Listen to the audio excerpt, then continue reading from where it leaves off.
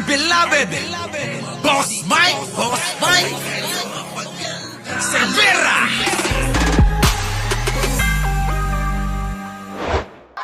Inyo na-impeach ang Vice President. I will suggest to her that she should engage me as her defense counsel. Kaya po ako nagpunta rito. Narinig niyo yan, mga kababayan?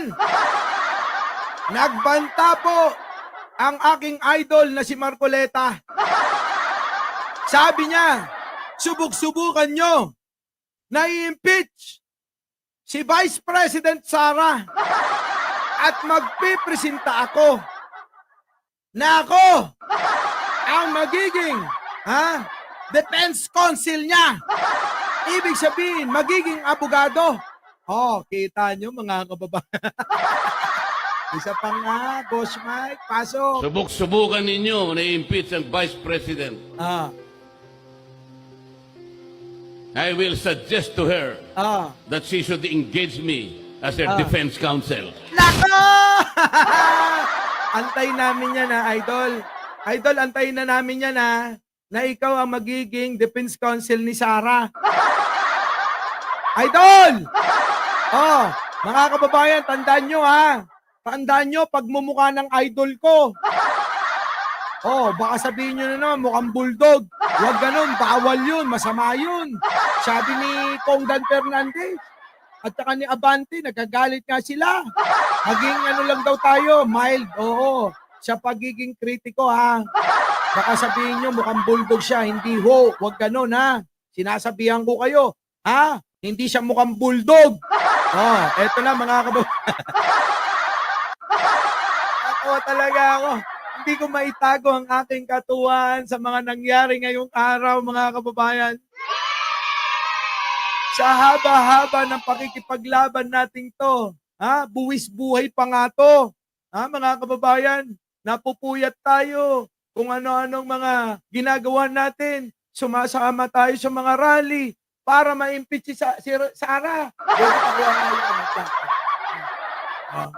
Diba, mga kababayan?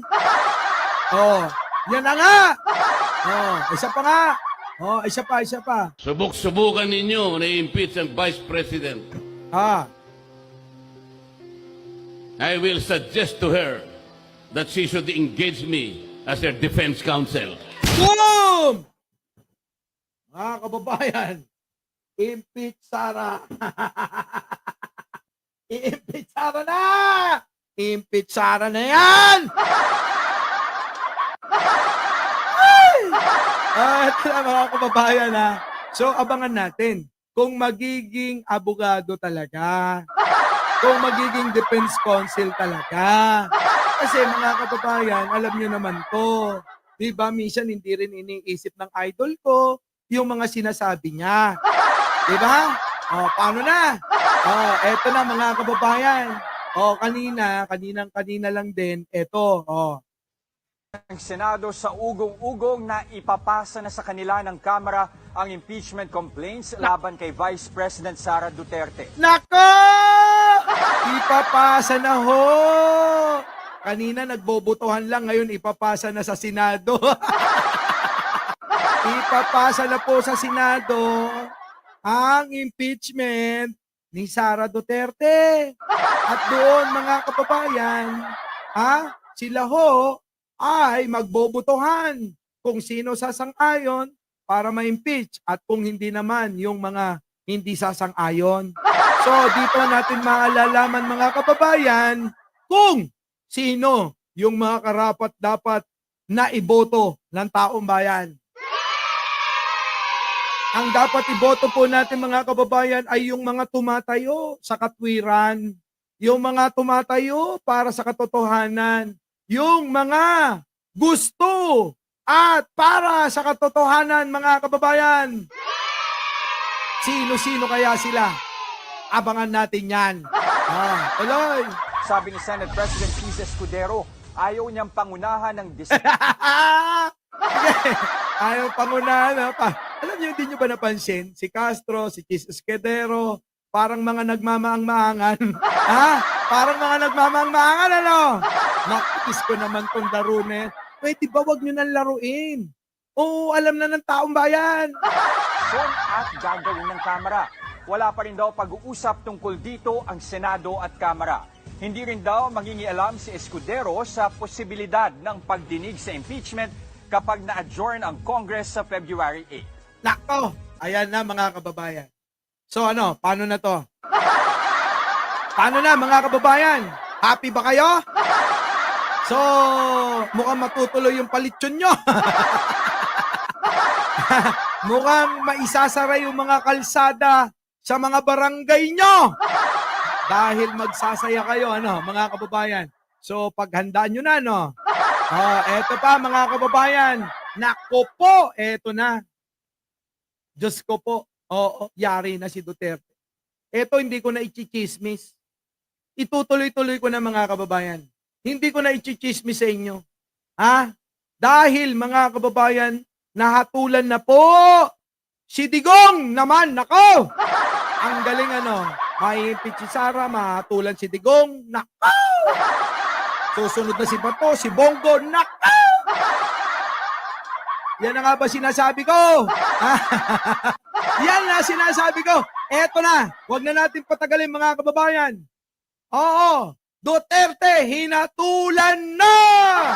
Pasok!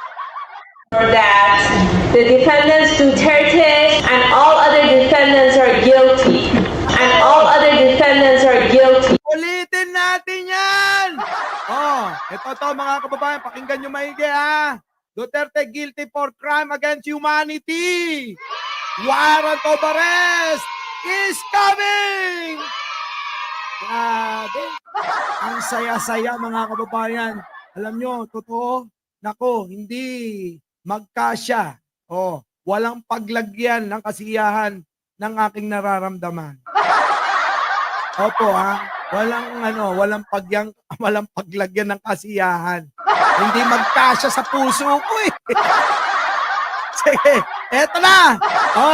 Pasok. Therefore, that the defendants Duterte and all other defendants are guilty. Guilty! Patay! Guilty si Digong! Sa ICC, mga kababayan. Patay na.